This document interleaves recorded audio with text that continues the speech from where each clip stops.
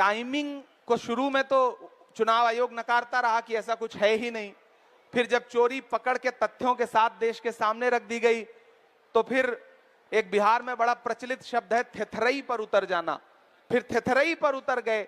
उसके बाद राहुल गांधी जी ने कहा ठीक है, आप संसद में चर्चा नहीं कराओगे, पूरा सत्र हम देश की संसद में, राज्यसभा में, लोकसभा में खड़े होकर के सरकार से गुहार करते रहे, नारे लगाते रहे कि एसआईआर देश का बहुत बड़ा मुद्दा है, इस पे देश की संसद में चर्चा करवाइए।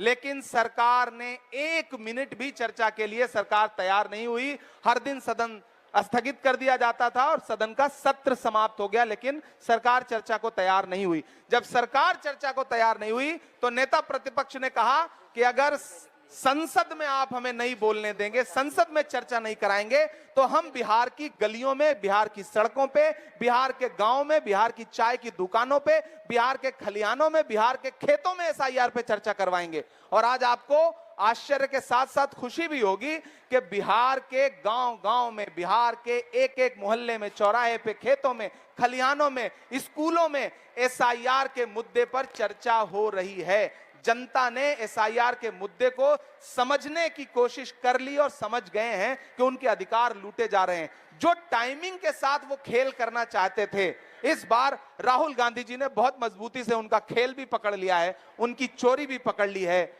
यारों के भी दांत बहुत जहरीले हैं, हमको भी सांपों का मंतर आता है। इस बार बिहार है, ये बिहार है बाबू, यहां कोई भी चालाकी नहीं चलेगी, नहीं चलेगी। बिहार की जनता एसआईआर के मुद्दे पे सरकार की गर्दन पकड़ चुकी है।